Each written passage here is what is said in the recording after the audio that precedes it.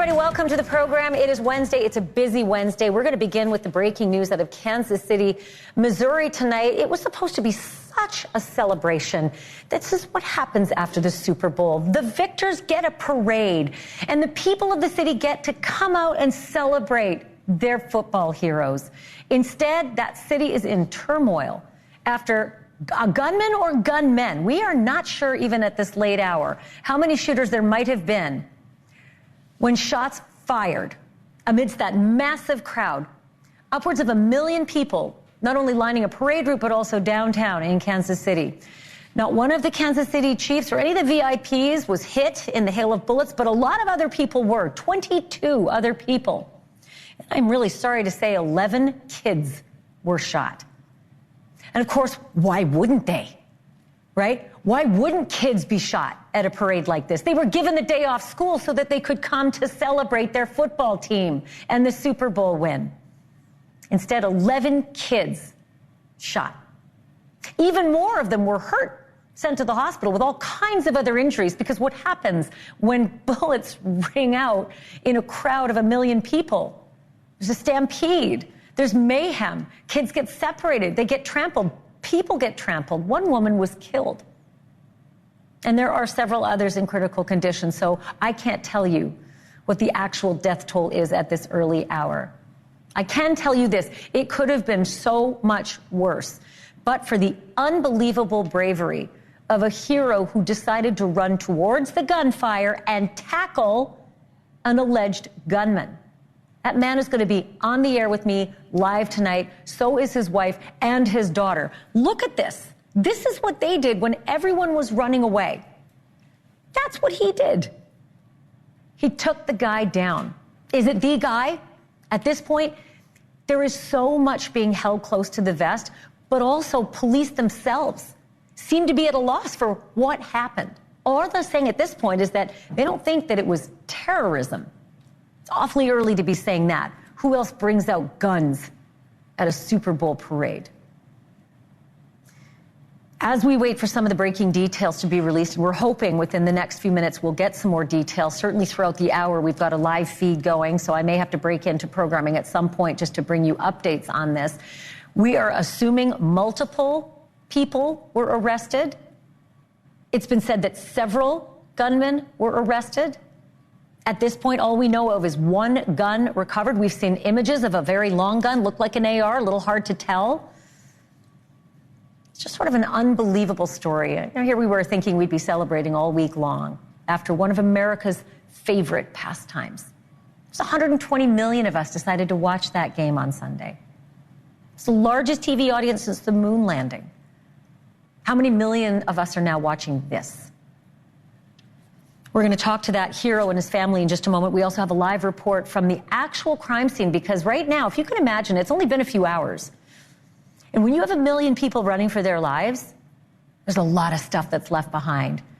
People leave everything: purses, keys, strollers, backpacks, shoes, clothing, everything. And amidst those belongings, guess what?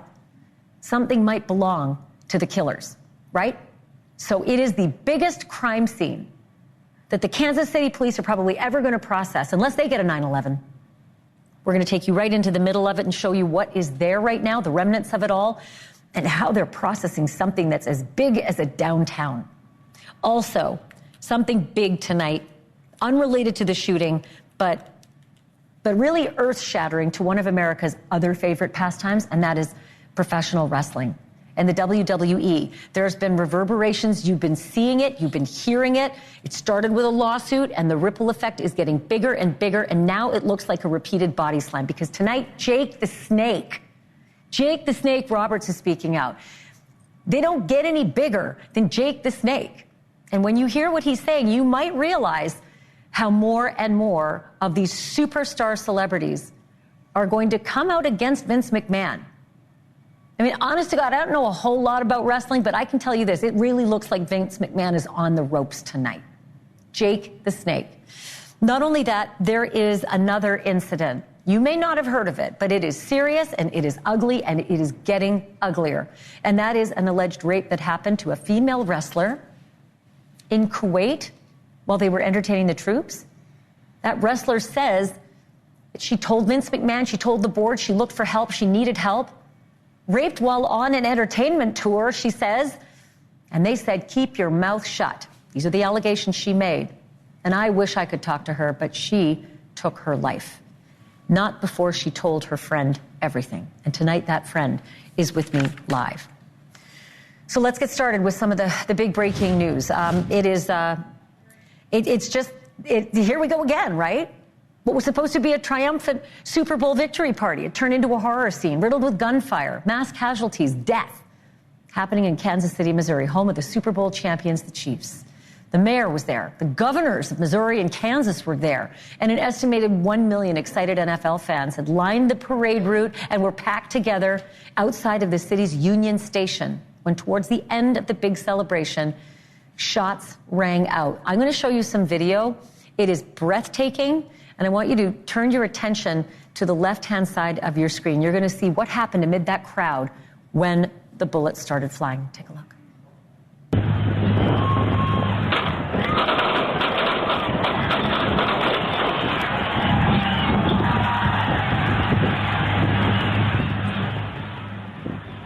Just unbelievable to see what happened there. Most of them didn't even know what that was, may have thought it was fireworks, because that's usually what we hear. I don't even think breathtaking explains it. Look at it again. I've looked at this video now over 10 times, just looking for clues. I'm looking to see, where did it start? Who did it? How many people fell? How many people tripped? How many people were hurt running? How many people have no idea what's going on at this point, but are soon to find out? It's a hail of bullets. It's a scattering of a crowd. That last report I mentioned before, 22 people were hit with those bullets, and one of those people has died just a short time ago. NewsNation confirmed that person's name. Her family and her workplace are confirming it as well. Lisa Lopez Galvin. She died today. Her name is actually well known in Kansas City because she was a popular DJ at the radio station KKFI. She was also a mother with 2 children. She reportedly died today while she was in surgery. She was shot in the abdomen. Officials say at least 9 of the people who were shot were very little people. They were children. We just heard from the hospital officials that the kids are between the ages of 6 and 15 years old. All of them, thank God, are fully expected to recover. But the questions that we don't have answers to yet: who did this? Why did they do this? Who would open fire in a crowd of NFL fans? And by the way, in front of 800 police officers who had been deployed to make sure that all of those people were safe. For his part, here is the chief of police today. We do have 3 persons detained and under investigation for today's incident. We are working to determine if one of the 3 are the one that was in that video where fans assisted police. Our investigators are working with all of the surviving victims to connect them with loved ones. 6. 5. So that's what we know.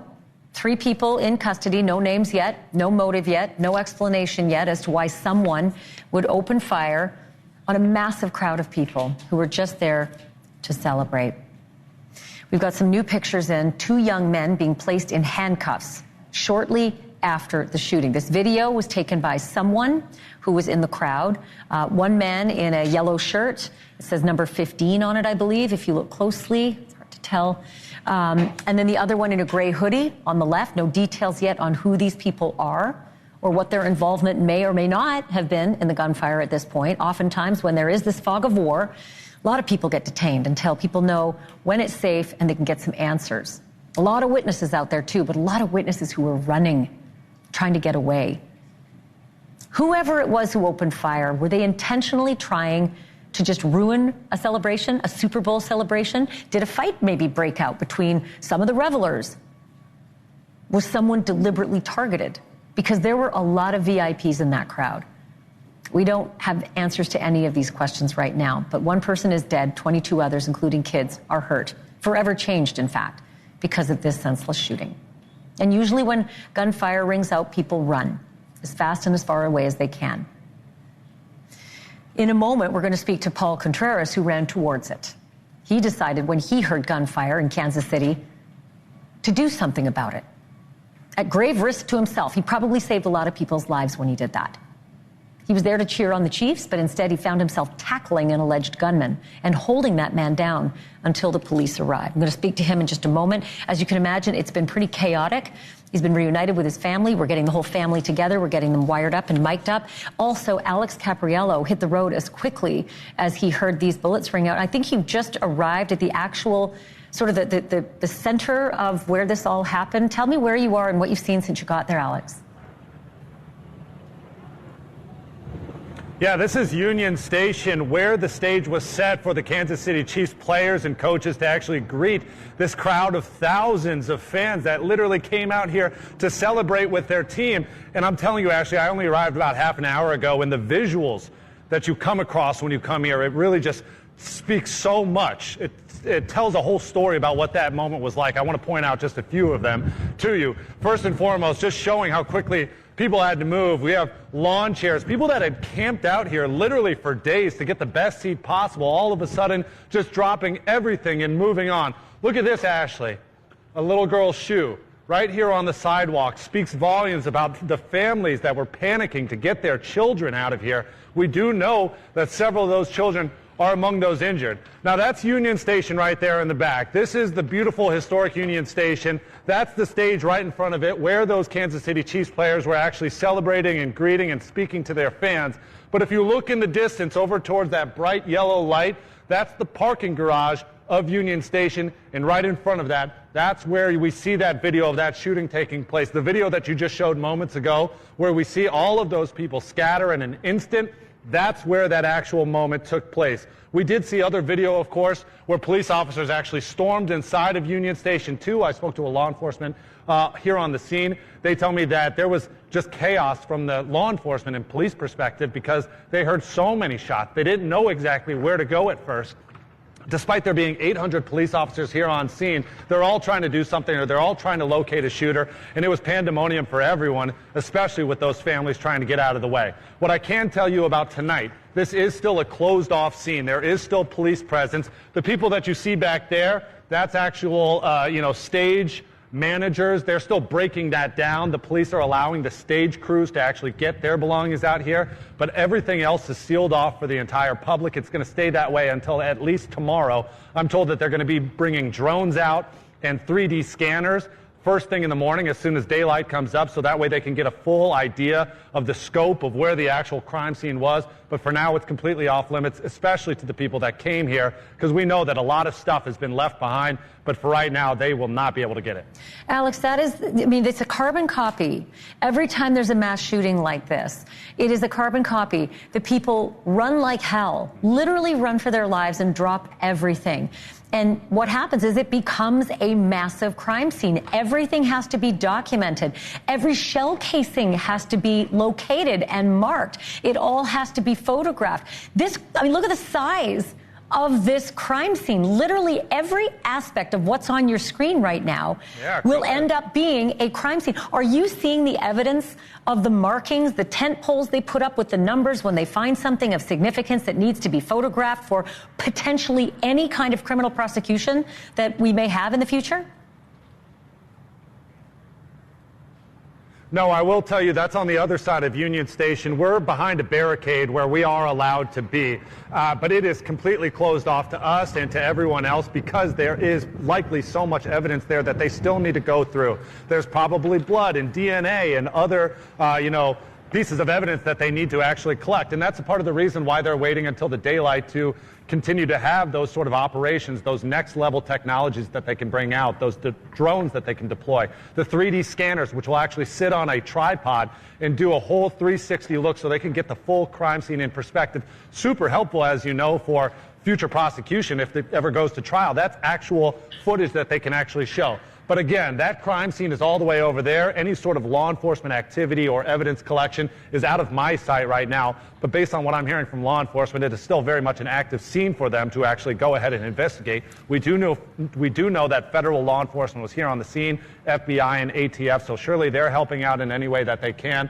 But really, it's going to be at least another day before they actually clear this out and allow people to come in and get their stuff.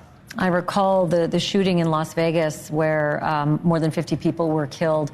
The remnants of everybody's night of enjoyment stayed as a preserved crime scene for days. And I remember seeing the bags and the lawn chairs and the shoes and literally the evidence of terror as people run.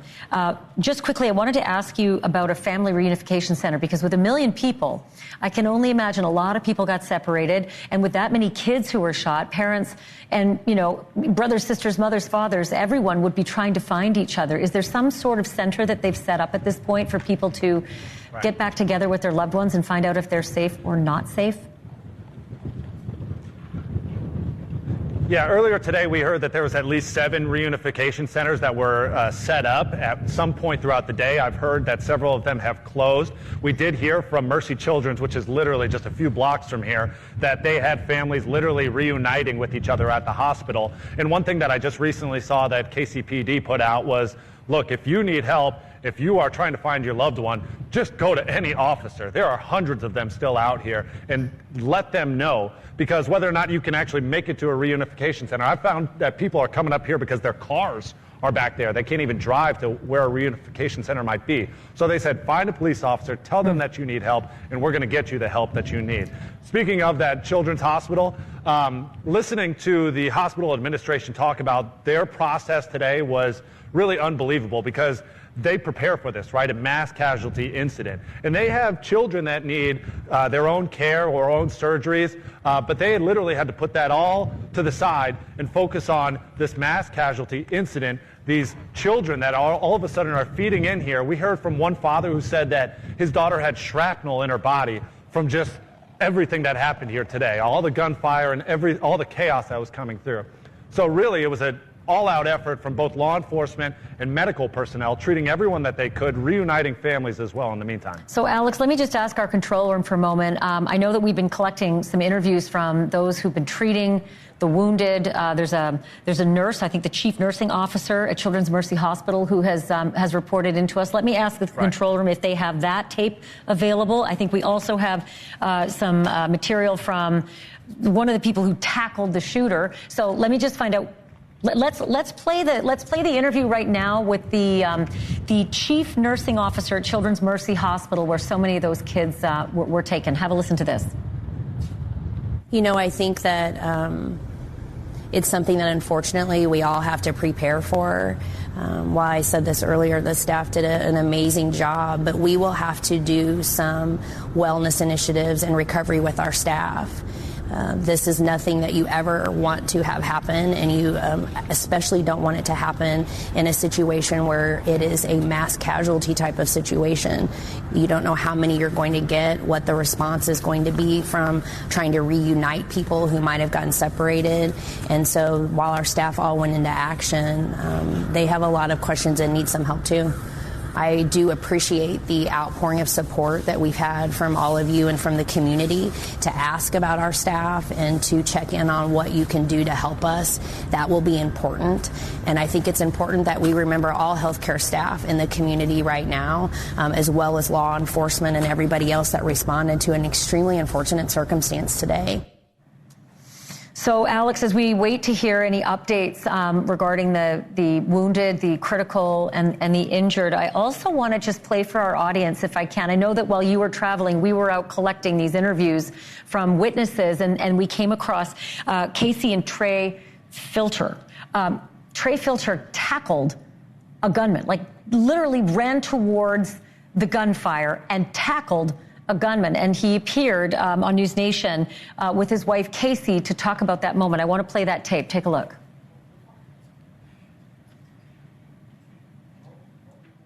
Thank you so much for what you decided to do today.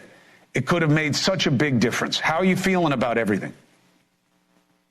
Well, thanks for having us on. We just got home. In fact, we live in Wichita. We've been lifelong fans of the Chiefs, and we went up to the parade today for a second time. And, we are just now arriving back after a 3-hour drive. after all this. So, yeah, we're Has kind it of sunk wrapping in our head yet, around it, Casey? finding out. Yeah, right, that's the right way to look at it. Casey, has it sunk in yet what your husband decided to do and what you decided to do? Oh, not really. Not yet. I think we just did what, like fight or flight type of deal. And we just did what we felt we needed to do in that moment. I don't think we could have just walked away being right there like that. So. Well, there would have been nothing wrong with that, Casey, right? I mean, and that's why most of the people that the guy was running by either weren't aware or didn't dare to do what you did, and there's no judgment attached to that. The kids, your kids were with you. Are they okay? Yeah. How are they handling this? They're pretty excited.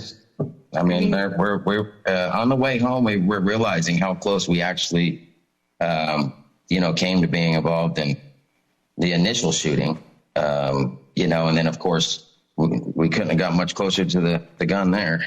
So it's just really a lot to process and to be grateful for. They're pretty proud of their dad. That's pretty much all I can say about the boys. They're really proud.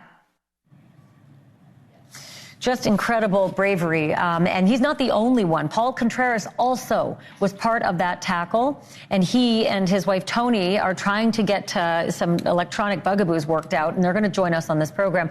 Our Alex Capriello is going to stay live on that location as new information comes into us. But in the meantime, we're also covering this other breaking story.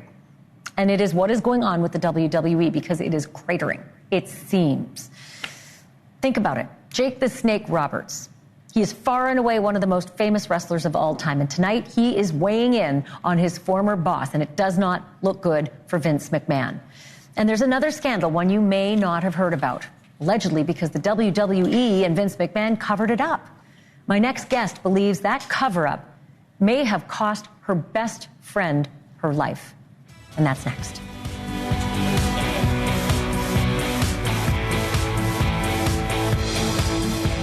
Allegations now facing Vince McMahon and the WWE are a lot of things. They're exhaustive, they're explicit, they're repulsive, just to name three, but surprising? Not to Jake the Snake. Jake the Snake Roberts is one of the most famous wrestlers of all time, and the latest to break his silence on his former boss. I want to play for you the comments that he made on his very own podcast called The Snake Pit. It was very disgusting, but it doesn't surprise me. Wow. And that bothers me.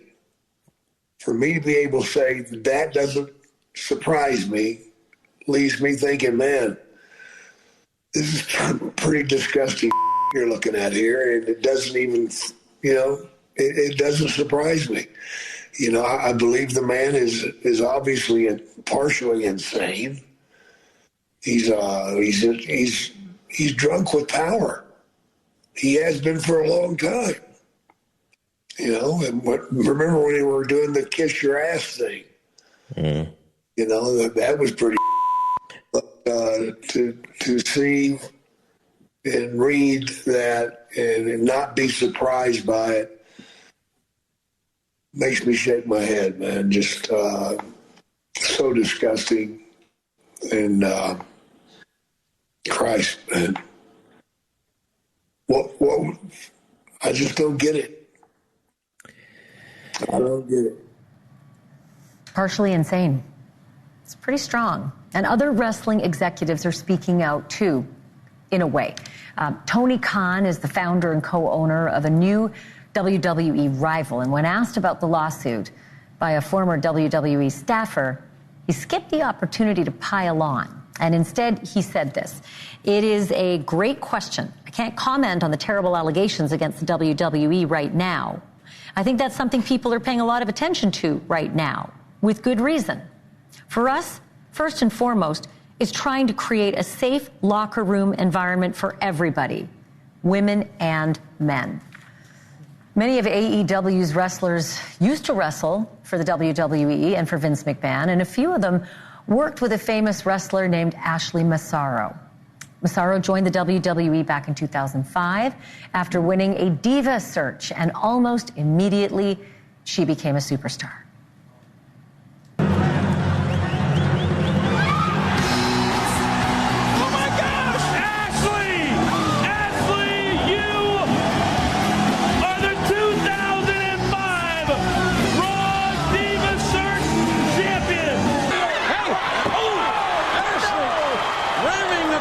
into the apron. Tenuous Hill trying to run out of the ring and ran right into the clothesline from Ashleigh Massaro. Ashleigh Massaro wrestled some of the biggest names, even getting a championship match at WrestleMania. And in 2007, she made the cover of Playboy magazine. But 1 year before that, in 2006, Ashleigh took part in a WWE trip to Kuwait. And the purpose was to entertain the troops over there. And it was in Kuwait that she said something terrible happened to her. She said she was drugged and raped by multiple U.S. servicemen. And she said she reported that rape to Vince McMahon and to other WWE executives. But Massaro said they told her to keep it quiet to protect the company's relationship with the military. Ashleigh Massaro was then released from her contract in 2008. And in 2019, Ashleigh Massaro took her own life. After that, her rape allegations went public in a lawsuit against the WWE, and the company released a statement which reads in part, "At no time was Vince McMahon or the management of WWE ever informed by Ashleigh Massaro or anybody else that she had been sexually assaulted, drugged, raped, or sodomized by a military doctor with a nurse standing guard while on a goodwill tour to U.S. military bases in Kuwait." And that's basically where things stood up until last month when Janelle Grant filed her lawsuit. Ashleigh Massaro's allegations resurfaced. And the attorney for John Laurinaitis, one of the WWE executives who was also named in Janelle's lawsuit, that attorney released this statement about Ashleigh's story. Quote, "Johnny, like most upper-level management, at some time became aware of Ashleigh's allegations and ensured all proper WWE protocols were followed, including privacy for the alleged victim." Well, that is extremely different from the WWE's first statement, the statement that suggested the company didn't know anything, knew nothing at all. Instead, it is apparent confirmation that Ashleigh Massaro did tell her bosses about the WWE, or the bosses at the WWE about that alleged rape. She also allegedly told her best friend. And that friend is live with me for an exclusive interview right after this short break.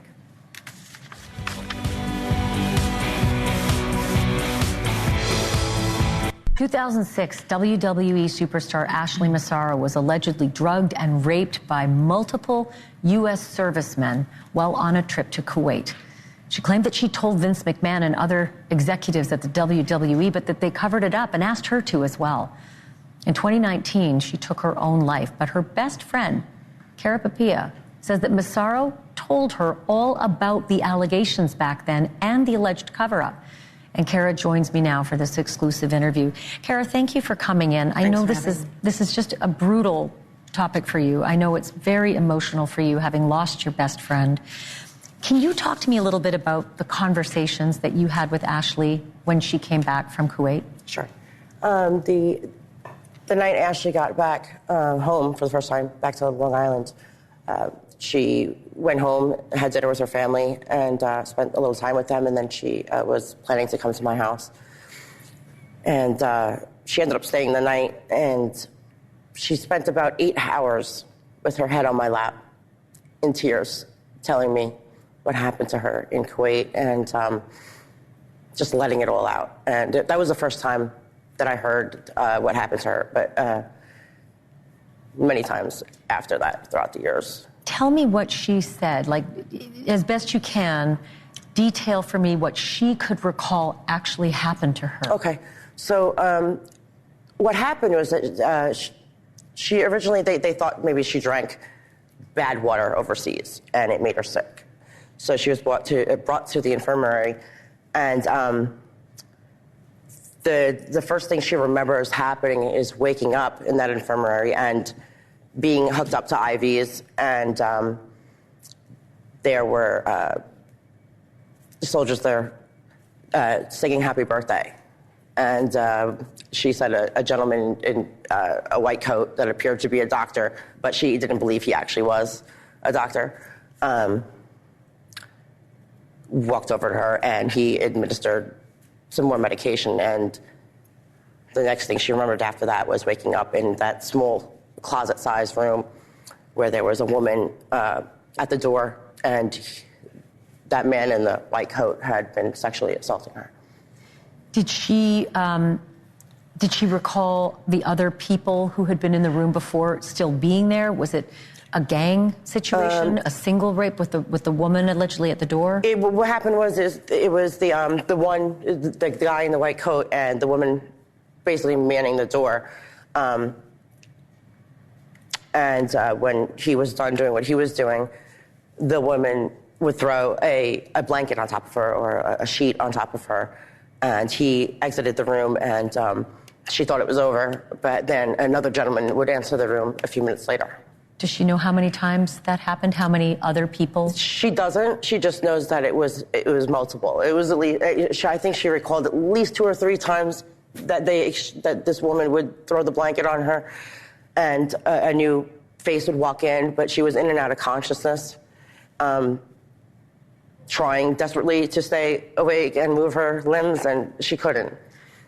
As I read the account, it seemed as though she was sort of semi-conscious and paralyzed, meaning she knew what was happening but couldn't scream, couldn't move. Absolutely. Which is often a state of anesthesiology. Right, that's right.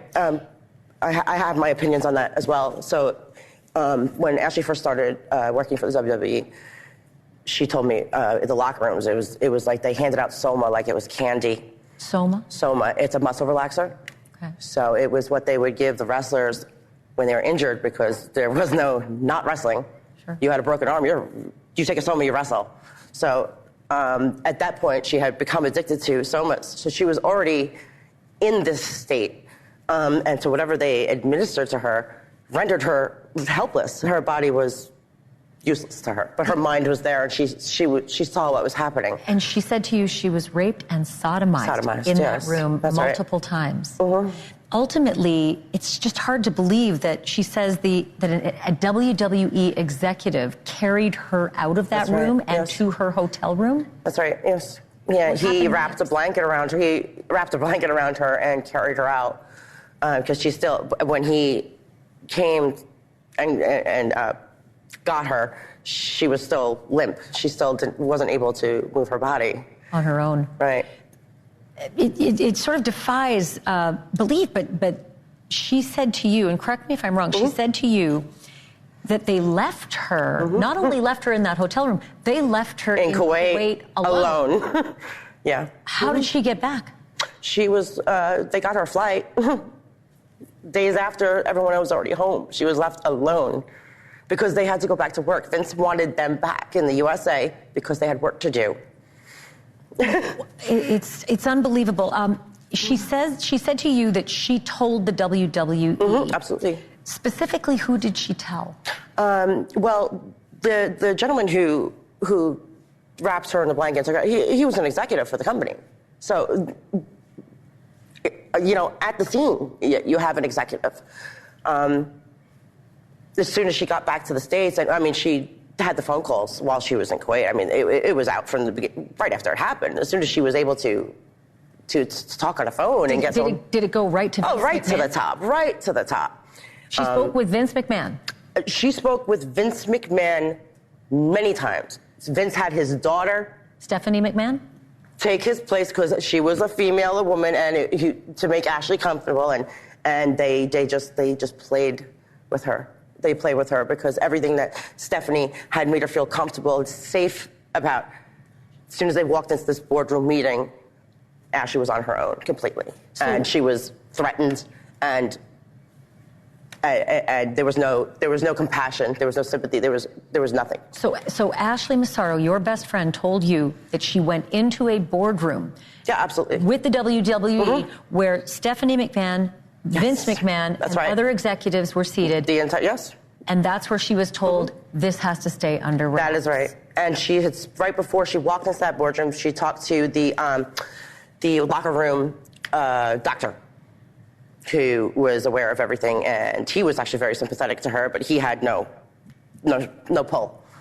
So he gave her the advice that he could, and but that was it. You heard me reading the statement from the WWE earlier, which is effectively, at no time did we hear anything about these allegations about a doctor, a nurse, an assault in Kuwait. We knew nothing about this.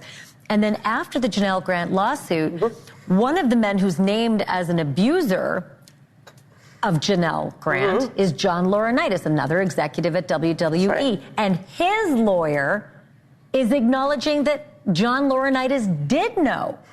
I mean, when you heard that, it's been years since Ashleigh took her life. When you heard John Laurinaitis' lawyer acknowledge that Ashleigh had told them that the WWE was not telling the truth, what was your reaction? It's about time somebody has a conscience, because there was never a single moment of time that I didn't believe a word that Ashleigh told me. So if you had an opportunity to say something to Vince McMahon, what would it be? Well, that's the question I hadn't thought about. Shame on you. Like, how do you look at yourself? How do you look at the mirror? I mean, obviously he's got problems, you know. He's a sexual deviant, you know. He needs help. He's not well. So the problem is that people with that kind of sickness and mindset and power, why do they thrive for so long? Why doesn't anybody stand up? Why are there so many people in that company aware of what's going on to hold these women who keep committing suicide year after year after year, and nobody stands up and says anything? No one tries to protect these young women. Why? Because it's not just Vince, it's the whole freaking company. Do you think that what happened to Ashleigh, as she recounted to you, do you think that contributed to her suicide? 99%. Absolutely. Kara Papia, thank you so much for being here. I really appreciate you taking the time and having the courage. I know this has taken a long time for you to muster the courage and the energy and the emotion to be able to tell this story. So I just do want to tell you, I appreciate you doing this. It's very brave. I also do have to give a disclaimer, because the WWE says that this didn't happen. They haven't been found guilty or liable in a court of law at this point. These are allegations that were made. It is it is a pile on, I'll tell you, because there is a lot out there. But again, they have their side of the story as well. Thank you for this. Oh, you're very welcome. Kara Papia joining us.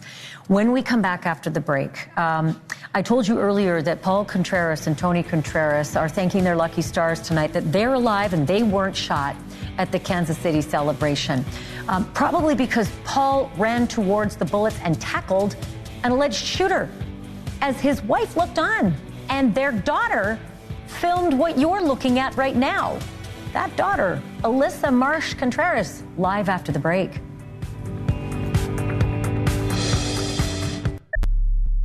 Because Paul Contreras ran towards the gunfire in Kansas City today and tackled the alleged gunman. Right there on your screen. Watch it happen. That's Paul taking an alleged gunman down while everyone else is running for the hills and trying to get away and save their lives. Alyssa Marsh Contreras, thank you for being on live with me tonight. I just want to ask you, tell me what you saw, what you heard. I know you videotaped. Take me to the incident and tell me what you saw. I mean, it all started off as a celebration, you know. It was fun. Everybody was in good spirits. Everybody was happy to be, you know, celebrating that two-peat by the Chiefs. Soon as, you know, speeches and the celebration was all done, everybody just kind of headed back towards their cars when probably 30 seconds to a minute later, as we're walking towards our car, we hear probably 8 to 10 pops, just pop, pop, pop, pop, pop, pop, pop. And like I said, everybody was leaving a big celebration. And I think everybody just kind of assumed it was firecrackers, fireworks, or some sort, until seconds later we see the offenders running. We see multiple cops just chasing them. We continue to walk our same path to get over the bridge. As soon as we meet the sidewalk to get to the bridge, we're at a stopping point. It's kind of barricaded off to where we later found out that one of the suspects had already been apprehended. And then soon enough, the second offender must have just turned around and started running, because I assume he had nowhere to go. Crowd just started running back towards my way. My older sister, my younger sister, they dispersed and run to find safety. As soon as I turned around to see where my dad was, next thing I know is, as soon as I turn, he's jumping on the offender's back, pushing him to the ground, along with another Good Samaritan who jumped on his back to help him push him down. As all this was going on, you see this gun drop out of this man's pocket. And you see another lady come and, set it aside. I was just there to obviously get video and make sure my dad and everything and all his belongings were kept up and okay. So, listen, you said the gun fell out of his pocket. Was it a handgun that fell out of his pocket? It didn't look like a handgun. From what I've heard from multiple people, they say it looked like a sawed-off shotgun. From what I saw, it was probably a foot long, and even this way, it was very long. Did you hear the person who your dad tackled say anything? What did you see, and what did you hear from that alleged gunman? As close as I was, I don't think he said a word. For the most part, my dad and this other Good Samaritan just were basically focused on, keeping this guy down. He had one weapon, and who knew if he had another one. So they just kept him down. His jacket was covering him. As close as I was, I never heard him say anything. And were your dad and the other Good Samaritan, were they saying anything to this offender? Was he on his stomach? Tell me what it looked like when they were able to pin him down. Yeah, so from the video, you can kind of tell the first Good Samaritan, it looks like he tried to tackle him, and the guy kind of moved out of his way. Then my dad, you see him come in immediately and take him to the ground. He rolls over on top of him and then is able to get his body, the offender's body, face down, pushing, his head to the ground and trying to maintain his upper body as this first Good Samaritan comes over and takes over his lower part of his body. But like I said, I never heard anything. As close as I was from picking up my dad's phone out of his pocket, his hat and glasses, I never heard this offender say anything. What did he look like? Can you give me any sort of description? Would you be able to ID him if you needed to? Oh, yeah, I think I would be able to. He did look fairly young, I would say, upper teens maybe. But yeah, he had on what looked like a worker's jacket, just like a gold jacket, along with some white, whether it's a shirt or hoodie, along with what looked like to be sweats. And was he black, white, Hispanic? What could you tell? He was African-American male. Did you see anybody else that he was running with? And did you get a look at anybody else who you think were also gunmen? Yes, the first man we saw running, he was in an all-black jumpsuit, where we later found out as we left the scene and are walking over the bridge, trying to walk on the sidewalk, we were forced to jump over the barricade to continue walking over the bridge on the street. And yes, he was in an all-black jumpsuit, the first offender they caught, and he was sitting down, handcuffed on the bridge, which I think forced this second offender to run back towards the crowd. And were you able to give all these details to the police? Have you been able to debrief with them about everything you saw? We were not. I don't know if the cops' instincts were to just kind of clear the area and make sure, everybody was safe and whoever needed to be tended to, like the victims, they were able to get to where they needed to go, which is understandable. But no, we have not been in contact with any type of police or investigators. It's imperative, this is odd for me during a live interview to tell you, you've got to call them, you've got to let them know. We'll do the same. They're going to need your eyewitness account. I mean, you are an absolute close part of this, and there is likely a possibility of a prosecution, of a murder prosecution in all of this.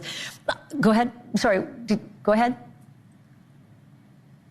Oh, nothing. It's just, it's just so crazy to see something like this. You expect something like this to always happen, so far away from you and, to see it on the news. But for it to be just a couple yards, a couple feet away, it's very scary. Life has come like this, especially with guns. Can I ask you, how is your dad? And while you're at it, how's your mom? Because I understand she was right there seeing all of this, right?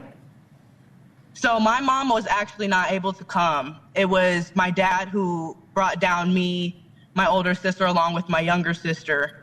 And so in all that moment, when all the chaos broke out, my older sister immediately ran, my younger sister immediately ran when she seen everybody running.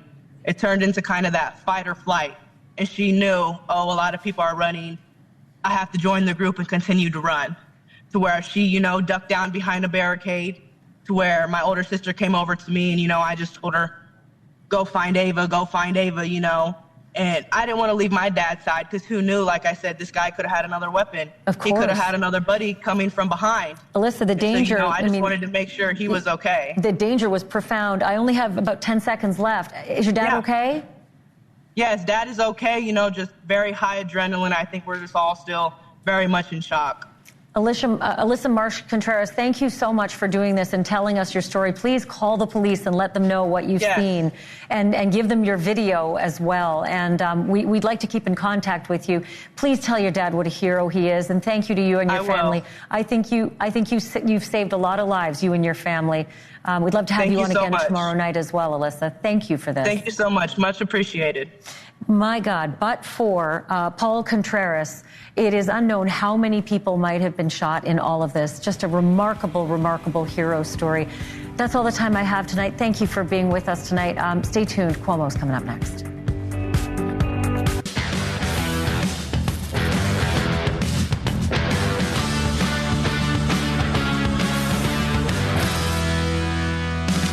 Hey, I'm Chris Cuomo. How you doing? We have a lot of breaking news. You know what this is, right? It's Ash Wednesday. I just want to be very clear about something, okay? I have a video out about what Ash Wednesday is and all these things and what it means to me on my Substack. You can watch it later tonight. This is not a sign of anything but desperation of trying to be better, okay? I don't believe in people putting their faith on you. It's a choice I make, not one you have to. But this is the custom.